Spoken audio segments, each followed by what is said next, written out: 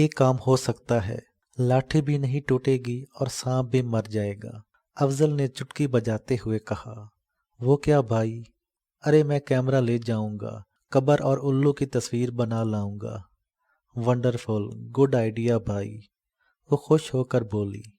آپ کب جائیں گے بھائی؟ جلدی جاؤں گا، افضل نے اسے یقین دلانے والے انداز میں کہا۔ بس اسی طرح کی باتیں کرتے یہ لوگ دادا اعظم کے گھر پہنچ گئے۔ کافی لوگ اکٹھا ہو چکے تھے اور جیسے جیسے لوگوں کو ان کی موت کی خبر ملتی جا رہی تھی، رش بڑھتا جا رہا تھا۔ انسان کی اصلیت کا اندازہ اس کی موت کے بعد ہوتا ہے۔ زندگی میں تو بہت سی مصلحتیں آدمی کو ایک دوسرے کے در پر لے جاتی ہیں، لیکن آدمی مرنے کے بعد تمام مصلحتوں سے آزاد ہو جاتا ہے۔ نہ دولت رہتی ہے، نہ کرسی رہتی ہے، نہ حیثیت رہتی ہے۔ خاک کا پتلا خاک میں ملنے کو تیار ہوتا ہے، تب معلوم ہوتا ہے وہ کس کے کتنے کام آیا۔ ظہر کے بعد دادا اعظم کا جنازہ اٹھا تو معلوم ہوا کہ دادا کیا چیز تھے۔ بے شمار لوگ تھے ان کے جنازے میں، ہر آنکھ اشکبار تھی۔ دادا اعظم نے اپنی زندگی میں جانے کتنے لوگوں کا درد بانٹا ہوگا، کتنے لوگوں کا بوجھ اٹھایا ہوگا۔ آج وہی لوگ دادا کو اپنے کندھوں پر اٹھائے ہوئے تھے۔ تدفین کے بعد افضل گھر کو واپس چلا گیا تھا، جبکہ خالہ فرزانہ اور وہ وہیں رہ گئی تھیں۔ انہوں نے کہا تھا کہ وہ دونوں عصر کے بعد خود ہی گھر پہنچ جائیں گی، اسے آنے کی ضرورت نہیں۔ اگر ممکن ہوا تو دادا کے گھر سے کوئی چھوڑ دے گا، ورنہ وہ ٹیکسی یا رکشے میں گھر پہنچ جائیں گی۔ دادا اعظم کے 7 بیٹے تھے اور مزے کی بات یہ تھی کہ وہ ساتوں کے ساتوں اسی گھر میں رہتے تھے اور ساتوں زندہ تھے۔ بڑا بیٹا راغب 60 سال سے اوپر کا ہوگا، ریٹائر زندگی گزار رہا تھا۔ سب کی شادیاں ہو چکی تھیں، سب کے بچے تھے اور ان میں بعض کی شادی ہو چکی تھی۔ گویا دادا اعظم محض دادا نہ تھے بلکہ پردادا تھے۔ ساتوں بھائیوں میں بڑی یگانگت تھی، لیکن ان بھائیوں کی اولاد میں یہ محبت نہ تھی۔ ان میں کئی لڑکے گھر چھوڑ کر جا چکے تھے، علیحدہ مکانوں میں رہ رہے تھے۔ ان ساتوں بھائیوں کی بیویاں بھی بہت اچھی تھیں۔ انہوں نے اس گھر میں آ کر گھر کو جوڑنے کی تو کوشش کی تھی، توڑنے کی کوشش نہ کی تھی۔ خالہ فرزانہ دادا اعظم کے بڑے بیٹے راغب سے محو گفتگو تھی۔ راغب دادا کی سیرت پر روشنی ڈال رہا تھا، وہ بھی بڑی دلچسپی سے دادا اعظم کی باتیں سن رہی تھی۔ اتنے میں راغب کی بیوی ذکیہ ہاتھوں میں ٹرے لیے اندر داخل ہوئی۔ ٹرے میں چائے کے 4 کپ رکھے ہوئے تھے۔ ذکیہ نے تینوں کو چائے کا ایک کپ دیا اور چوتھا کپ لے کر صوفے پر بیٹھ گئی۔ پھر جانے کیا خیال آیا، چائے کا کپ میز پر رکھا اور راغب کے پاس جا کر اس کے کان میں کچھ کہا۔ راغب نے اپنی بیوی کی بات سن کر اس کی طرف غور سے دیکھا، پھر کہا، ٹھیک ہے، جاؤ لے آؤ۔ فرزانہ میں ابھی آئی، یہ کہتی ہوئی ذکیہ کمرے سے نکل گئی۔ راغب بھائی خیریت تو ہے؟ خالہ فرزانہ بے چین ہو کر بولی۔ اس لڑکی کی ایک امانت ہے میرے پاس، راغب نے اس کی طرف دیکھتے ہوئے کہا۔ ابا نے مرنے سے 1 دن پہلے میرے حوالے کی تھی۔ انہوں نے کہا تھا کہ جب یہ یہاں آئے تو اسے دے دینا۔ ایسی کیا چیز ہے جو دادا اعظم اس کے لیے دے گئے تھے؟ یہ تو خود مجھے بھی نہیں معلوم۔ وہ ایک لفافہ ہے، راغب نے چائے کا گھونٹ لیتے ہوئے کہا۔ کیا آپ کو یقین ہے کہ وہ لفافہ اسی کے لیے ہے؟ یہ دادا اعظم سے صرف 1 مرتبہ ملی ہے، خالہ فرزانہ نے بے یقینی سے کہا۔ فرزانہ کیا یہ تمہاری بھانجی نہیں ہے؟ کیا لفافے پر اس کا نام لکھا ہے؟ مجھے نہیں خیال کہ مرحوم نے محض 1 ملاقات میں اسے یاد رکھا ہو۔ میرا خیال ہے کہ تمہیں ضرور کوئی غلط فہمی ہوئی ہے، وہ لفافہ کسی اور کے لیے ہوگا۔ ابھی یہ بات ہو ہی رہی تھی کہ ذکیہ ایک لمبا سا سفید رنگ کا لفافہ ہاتھ میں لیے اندر داخل ہوئی اور اس نے وہ لفافہ راغب کے ہاتھ میں دے دیا۔ راغب نے اس لفافے کو الٹ پلٹ کر دیکھا اور پھر بولا، فرزانہ لفافے پر کوئی نام نہیں لکھا، لیکن تم مجھے میرے سوال کا جواب دو کہ کیا یہ تمہاری بھانجی نہیں؟ بھانجی ہے لیکن سگی نہیں، اور یہ سب جانتے ہیں۔ یہاں بات سکے یا سوتیلے کی نہیں ہے، یہ تمہاری بھانجی ہے نا، چاہے رشتے کی صحیح، اور اس کا نام۔ راغب کچھ بولتے بولتے ایک دم رک گیا۔ اس کا نام تانیہ ہے۔ خالہ فرزانہ نے اس کا نام بتایا۔ مجھے ابا نے لفافہ دیتے ہوئے کہا تھا کہ وہ لڑکی فرزانہ کے ساتھ یہاں آئے گی، اسے یہ لفافہ دے دینا اور اسے ہدایت کر دینا کہ وہ یہ لفافہ سب کے سامنے نہ کھولے، اپنے گھر جا کر تنہائی میں کھولے۔ اس لفافے میں اس کا خواب بند ہے۔ خواب کا ذکر سن کر وہ ایک دم چونک اٹھی۔ میرا خواب؟ لیکن دادا اعظم کو کیسے پتہ چلا؟ میں نے ابھی اپنا خواب کسی کو بتایا ہی نہیں، یہاں تک کہ خالہ کو بھی نہیں۔ یہ مجھے نہیں معلوم، لیکن تمہارے اقرار کرنے سے اس بات کی تصدیق ہو گئی کہ یہ لفافہ تمہارے ہی لیے ہے۔ ایک بات اور ابا نے کہی تھی۔ وہ کیا؟ انہوں نے کہا تھا کہ اس لڑکی کا نام تانیہ ہے، لیکن یہ اس کا اصل نام نہیں ہے، اس کا اصل نام ترکش ہے۔ ترکش؟ تانیہ پریشان ہو کر بولی۔ لیکن میرا نام تو تانیہ ہے، اور میرا نام پورا خاندان جانتا ہے۔ اس سلسلے میں کچھ نہیں کہہ سکتا۔ ابا نے مجھے جو کہا تھا وہ میں نے تمہیں بتا دیا، یہ لو اپنی امانت۔ یہ کہہ کر راغب نے وہ سفید لفافہ تانیہ کی طرف بڑھا دیا۔ تانیہ نے لرزتے ہاتھوں سے وہ لفافہ تھام لیا، اسے الٹ پلٹ کر دیکھا اور پھر اپنے بیگ میں رکھ لیا۔ تانیہ، شاید تمہیں یہ بات معلوم نہ ہو کہ ابا خوابوں کی تعبیر کے ماہر تھے۔ لوگ دور دور سے اپنے خوابوں کی تعبیر معلوم کرنے آتے تھے۔ مجھے معلوم ہے، خالہ نے رستے میں مجھے بتایا تھا۔ آج مجھے اپنے ابا کے بارے میں ایک بات اور معلوم ہوئی کہ وہ خواب کی تعبیر کے ساتھ خواب دیکھنے والے سے بھی اچھی طرح واقف ہوتے ہیں۔ اس کا مطلب ہے کہ وہ بڑے پہنچے ہوئے بزرگ تھے، لیکن انہوں نے خود کو ہمیشہ پوشیدہ رکھا۔ ارے آپ کو نہیں معلوم ہوگا؟ مجھے تو ابا جی کے بارے میں اچھی طرح اندازہ تھا کہ وہ کس پائے کے بزرگ ہیں۔ آخر لوگ ان کے پاس یوں ہی تو نہیں آتے تھے۔ ذکیہ نے فوراً ہی اپنی اہمیت کا اظہار کر دیا۔ کچھ دیر بیٹھ کر خالہ فرزانہ اور تانیہ نے راغب سے اجازت لی۔ راغب نے فوراً اپنے بیٹے کو حکم دیا کہ وہ دونوں کو اپنی گاڑی میں گھر تک چھوڑ آئے۔ تانیہ اور خالہ فرزانہ نے منع بھی کیا کہ اس تکلیف کی کیا ضرورت ہے، وہ بآسانی رکشہ ٹیکسی سے گھر پہنچ جائے گی، لیکن راغب نے ایک نہ سنی۔ وہ گھر کے گیٹ تک انہیں رخصت کرنے آئے، اور جب تک وہ گاڑی میں بیٹھ کر چلی نہ گئی وہ گھر کے گیٹ پر کھڑے رہے۔ واپسی کا سفر بڑی خاموشی سے کٹا۔ خالہ فرزانہ نے بات کرنا بھی چاہی، لیکن تانیہ نے جواب میں انہیں خالی خالی نگاہوں سے دیکھا تو وہ سمجھ گئیں کہ تانیہ اندر سے پریشان ہے۔ وہ واقعی پریشان تھی۔ اس کی سمجھ میں نہیں آ رہا تھا کہ دادا اعظم کو اس کے خواب کے بارے میں کس طرح پتہ چل گیا تھا، اور اس لفافے میں اس کے بیان خواب کی کیا تعبیر بند تھی۔ وہ جلد از جلد اس سے واقف ہو جانا چاہتی تھی۔ گھر پہنچ کر اس نے فوراً ہی اپنے کمرے کا رخ کیا۔ سیڑھیاں چڑھ کر وہ اپنے بیڈ روم میں داخل ہوئی، اندر سے دروازہ بند کیا، بیگ بیڈ پر اچھال دیا اور واش روم میں گھس گئی۔ اچھی طرح منہ ہاتھ دھو کر باہر نکلی۔ ابھی اس نے بیگ سے لفافہ نکالا ہی تھا اور کھولنا چاہتی ہی تھی کہ ایک دم دروازے پر دستک ہوئی۔ دروازہ بڑے زور سے دڑدڑایا جا رہا تھا، ساتھ ہی دردانہ چیخ رہی تھی۔ جلدی دروازہ کھولیں بی بی۔ تانیہ نے وہ لفافہ فوراً بیگ میں ڈالا اور بیگ بیڈ پر پھینک کر دروازے کی طرف بڑھی۔ اس کا دل بڑے زور زور سے دھڑکنے لگا تھا۔ الہی خیر! تانیہ نے جیسے ہی دروازہ کھولا تو اسے دیکھ کر وہ بے اختیار چیخ مار کر پیچھے ہٹ گئی۔ دردانہ کے ہاتھ میں ایک پنجرا تھا اور اس پنجرے میں ایک الو بند تھا۔ تانیہ نے پنجرے میں بند الو کو دیکھ کر چیخ ماری۔ دردانہ نے وہ پنجرا فوراً دہلیز پر رکھ دیا اور تسلی دیتے ہوئے بولی، ڈرے نہیں بی بی، یہ پنجرے میں بند ہے۔ یہ پنجرا کہاں سے آیا؟ کون لایا اسے، اس الو کو؟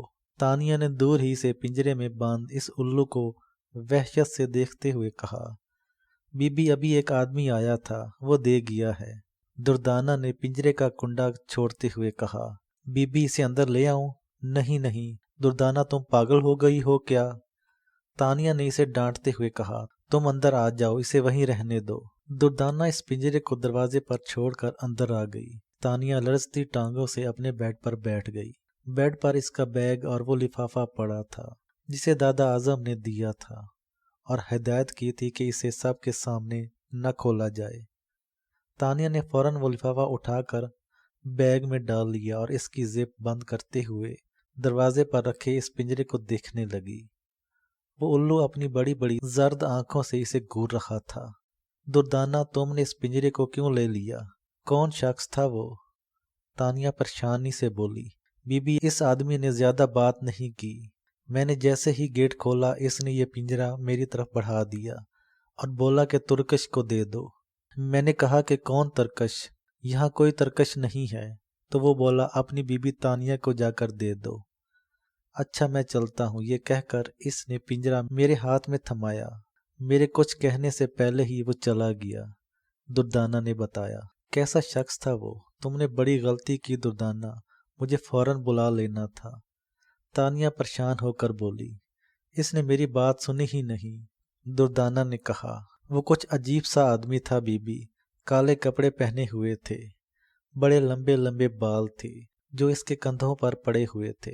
सांवले रंग का था, लंबा चेहरा, कानों में चांदी की बालियां, एक हाथ में मोटा सा कड़ा और उंगली में चांदी की पत्थर लगी हुई अंगूठी, काली चमकीली आंखें। बस मैं और क्या बताऊं बीबी, वो कैसा आदमी था।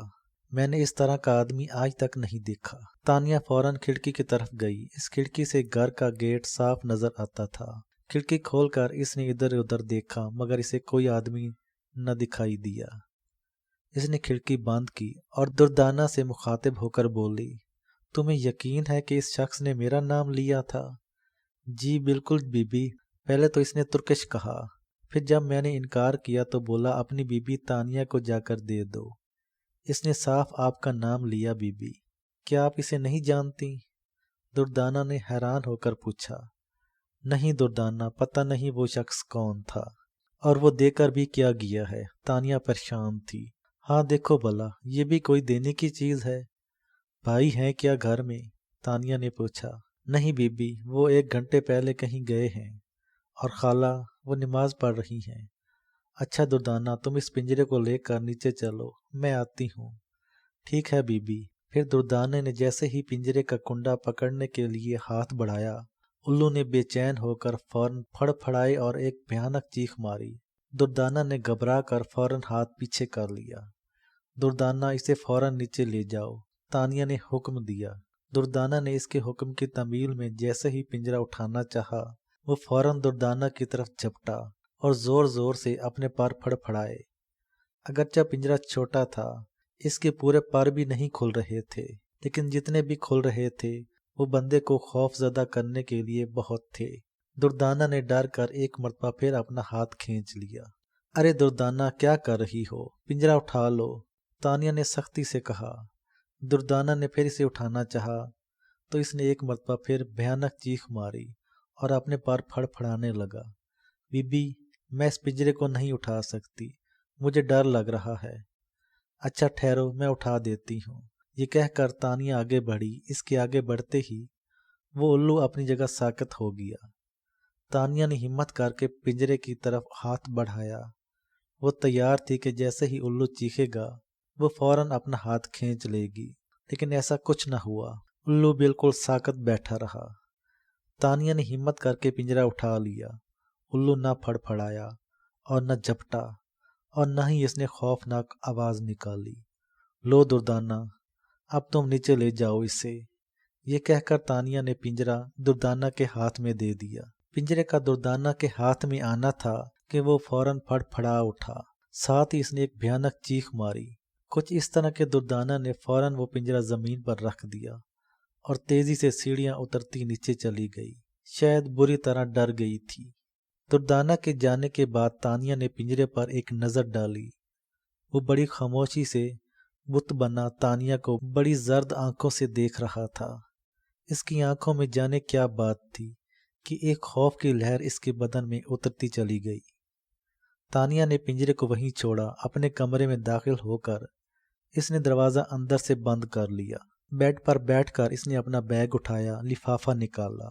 लिफाफा हाथ में आते ही इसकी दिल की धड़कनें तेज हो गईं। हाथ में लर्जिश आ गई। वो सोचने लगी, इस लिफाफे में जाने क्या बंद है। वो 9 इंच लंबा और 4 इंच चौड़ा सफेद रंग का लिफाफा था। रोशनी की तरफ करके तानिया ने देखा तो इसमें कोई खत रखा हुआ दिखाई दिया। तानिया ने हिम्मत करके लिफाफा चाक किया اور اس میں رکھا خط باہر نکال لیا۔ وہ خط ہرگز نہ تھا، کاغذ پر کوئی تحریر نہ تھی، اس پر پنسل سے سکیچ بنا ہوا تھا، اور یہ وہ سکیچ تھا جسے وہ مسلسل 5 راتوں سے دیکھ رہی تھی۔ ایک گول جھونپڑی، جھونپڑی کی چھت پر بیٹھا ہوا الو، دروازے پر کنڈلی مارے بیٹھا سانپ، جھونپڑی کے اندر اندھیرا۔ یہی تو وہ منظر تھا جو اسے خواب میں نظر آتا تھا۔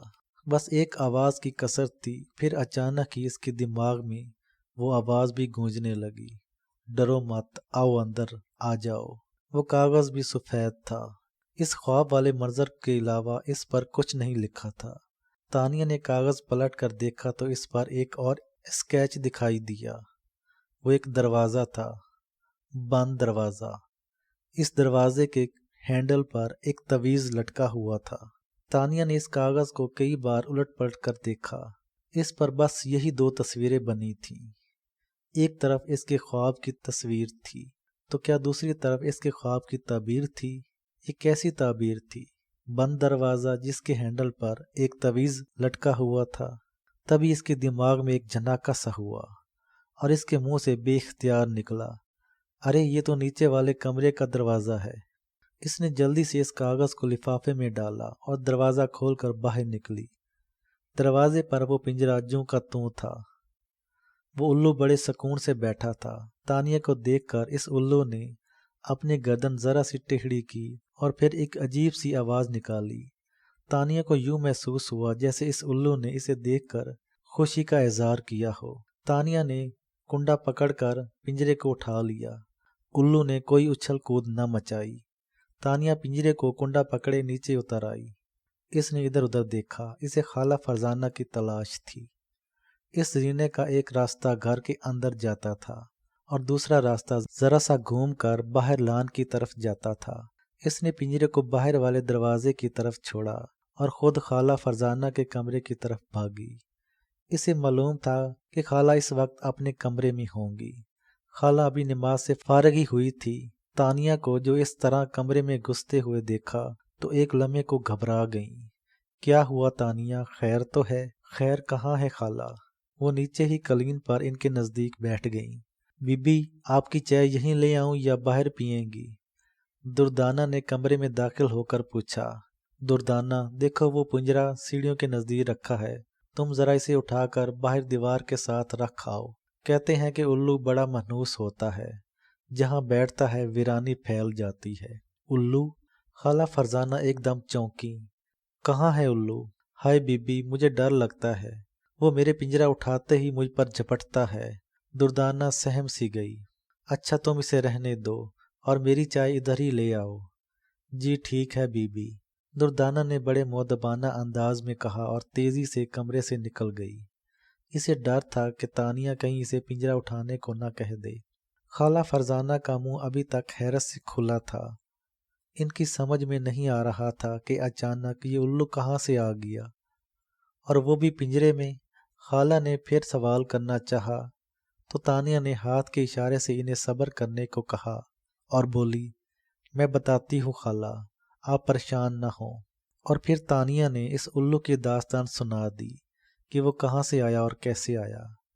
اس اثنا میں دردانہ چائے دے گئی۔ ارے وہ کون منحوس شخص تھا جو اپنے لگے سگے کو ہمارے حوالے کر کے چلا گیا؟ خالہ نے پریشان ہو کر کہا۔ تانیہ تم جلدی سے اس منحوس کو اپنے گھر سے نکال لو، مجھے ایسی باتوں سے بہت ڈر لگتا ہے۔ ارے کہیں کوئی جادو ٹونا تو نہیں کر گیا؟ خالہ پریشان ہونے کی ضرورت نہیں ہے، میں ابھی اس کا کچھ بندوبست کرتی ہوں، تانیہ نے انہیں تسلی دیتے ہوئے کہا، حالانکہ خود اس کی اپنی جان نکلی جا رہی تھی۔ خالہ سنیے، یہ لفافہ میں نے کھول لیا ہے۔ تانیہ نے ان کے سامنے لفافہ لہرایا۔ ہاں کیا نکلا اس میں؟